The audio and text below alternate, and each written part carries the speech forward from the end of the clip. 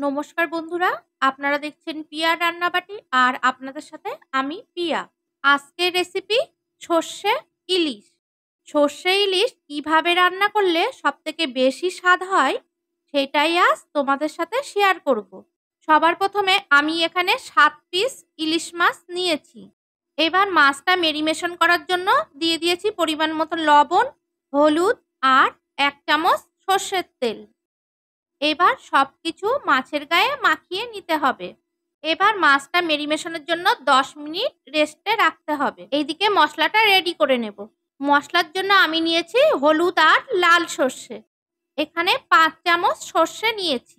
2 রকম সর্ষে দিলে এখানে সর্ষে ইলিশের স্বাদটা ভালো আসে। আর আরো স্বাদটা বাড়ানোর জন্য আমি এখানে দিয়েছি 2 চামচ পোস্ত। আর দিয়ে দেব 6-7টা কাঁচা লঙ্কা। আর দেব হাফ চামচ লবণ আর 1 চামচ সর্ষের তেল। এবার দেব অল্প পরিমাণ জল। বেশি জল দিলে মশলাটা ভালো বাটা যাবে না। আমি সর্ষেটা মিক্সিতে পেস্ট করে নেব। তোমরা চাইলে শিলবাটায় বেটে নিতে পারো। এইভাবে তেল, নুন আর কাঁচা লঙ্কা দিয়ে সর্ষেটা যদি বেটে নেওয়া হয় তাহলে সর্ষেটা আর তিতো লাগবে না। এইবার সর্ষের মধ্যে একটু জল দিয়ে সর্ষেটা আমি ছাঁকনি দিয়ে ছেঁকে নেব।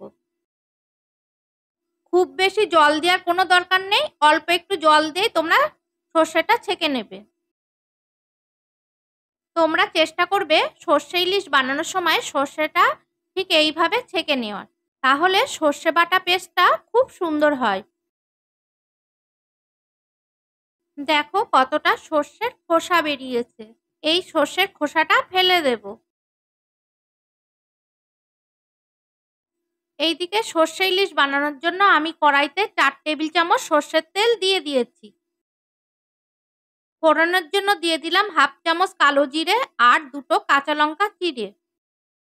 এবার মশলাটা 2 সেকেন্ড ভেজে নেব।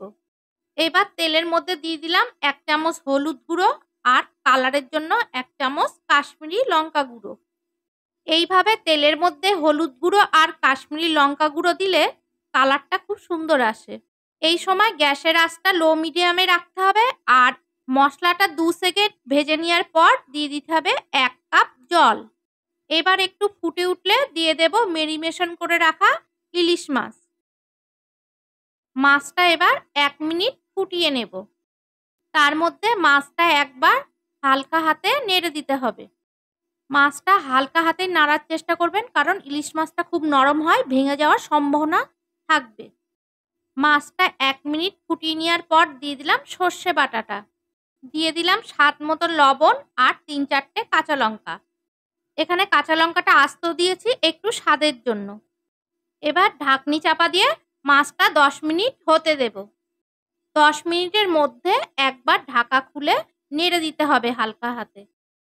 এই সময় গ্যাসের আঁচটা লো মিডিয়ামে রাখতে হবে। 10 মিনিটের মধ্যে আবার একবার হালকা হাতে নেড়ে দেব। দেখো অনেকটাই হয়ে এসছে, তেলটা ওপর দিকে ভেসে উঠেছে। আবার একবার ঢাকনি চাপা দিয়ে দেব। দিয়ে মাছটা হয়ে গেছে। তারপর মাছটা হয়ে যাওয়ার পর আমি গ্যাসটা বন্ধ করে 5 মিনিট রেস্টে রেখে দিয়েছিলাম ঢাকনি চাপা দিয়ে। সর্ষে ইলিশ রেডি হয়ে গেছে। দেখো খুব সুন্দর তেল ছেড়েছে আর কালারটাও খুব সুন্দর হয়েছে। বন্ধুরা এইভাবে একবার সর্ষে ইলিশ বাড়িতে বানিয়ে খেয়ে দেখবে, এর স্বাদ হয় দুর্দান্ত। আজকে তাহলে আসি বন্ধুরা।